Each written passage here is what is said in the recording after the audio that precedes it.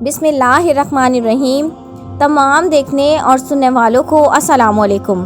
پیارے دوستو، حضرت عبداللہ بن زید رضی اللہ تعالیٰ عنہ سے روایت ہے کہ ہمارے پیارے نبی صلی اللہ علیہ وسلم نے ارشاد فرمایا کہ میرے گھر اور میرے ممبر کے درمیان کا حصہ جنت کے باغوں میں سے ایک باغ ہے۔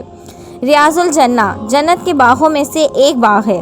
حضرت عائشہ رضی اللہ تعالیٰ عنہ کے حجرے مبارک اور مسجد نبوی صلی اللہ علیہ وسلم کے درمیانی حصے کو روضہ رسول صلی اللہ علیہ وسلم جنت کے باغوں کا ایک باغیچہ کہا جاتا ہے۔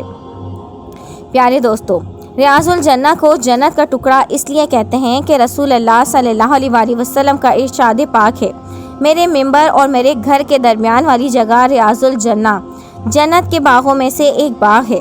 پیارے دوستو، محدثین کرام فرماتے ہیں کہ جب ساری زمین فنا ہو جائے گی تو جب ریاض الجنہ کو اٹھا کر جنت میں منتقل کر دیا جائے گا۔ ہمارے پیارے نبی صلی اللہ علیہ وسلم نے فرمایا، میرا ممبر جنت کے بلند و بالا باغ پر واقع ہے اور میرے ممبر اور گھر کے درمیان کا حصہ جنت کی ایک کیاری ہے۔ صحیح بخاری میں حضرت جابر بن عبداللہ رضی اللہ تعالیٰ عنہ سے روایت ہے کہ آقا کریم صلی اللہ علیہ وسلم جمعے کے دن خطبے کے وقت ایک درخت یا کھجور کے تنے کے پاس کھڑے ہوتے تھے۔ ایک انصاری نے پیشکش کی، یا رسول اللہ صلی اللہ علیہ وسلم، کیا آپ کے لیے ایک ممبر بنا دیں؟ آپ صلی اللہ علیہ وسلم نے فرمایا، جیسے آپ کی مرضی۔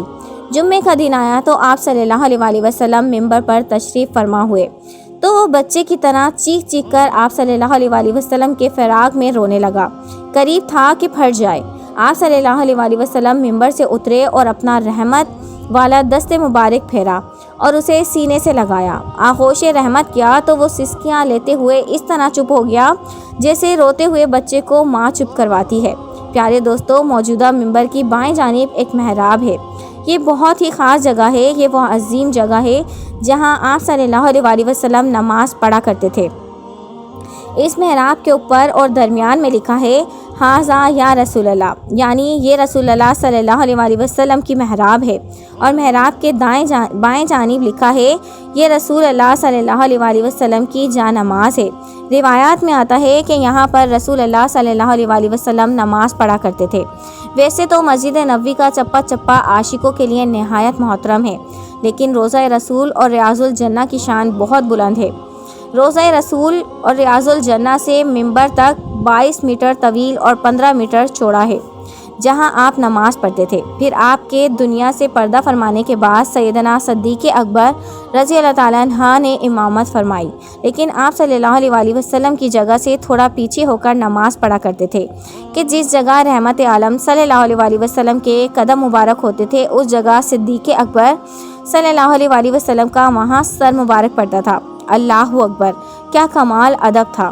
جس جگہ آپ صلی اللہ علیہ وسلم کا سر مبارک پڑتا تھا وہ جگہ بند کروا دی گئی، ادب کی وجہ سے کہ کسی کا پاؤں نہ پڑے۔ مسجد نبوی صلی اللہ علیہ وسلم نے نماز پڑھنے کا ثواب ہر جگہ برابر ہے، مگر یہ مبارک جگہ سب سے بڑی فضیلت کی جگہ ہے۔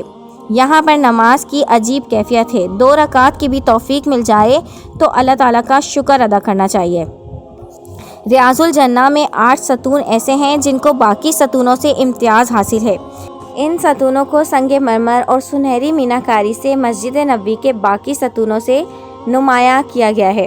یہ ستون روضہ رسول کے مغربی دیوار کے ساتھ ممتاز کر دیے گئے ہیں جو روضہ رسول کے اندر واقع ہیں۔ تو یہ تھا آج کا ہمارا واقعہ، امید ہے آپ کو یہ پسند آیا ہوگا۔ اگر پسند آیا ہے تو میرے چینل کو لائک، شیئر اینڈ سبسکرائب، اپنے دوستوں کے ساتھ یہ واقعہ لازمی شیئر کریں۔ Thanks for watching. اللہ حافظ۔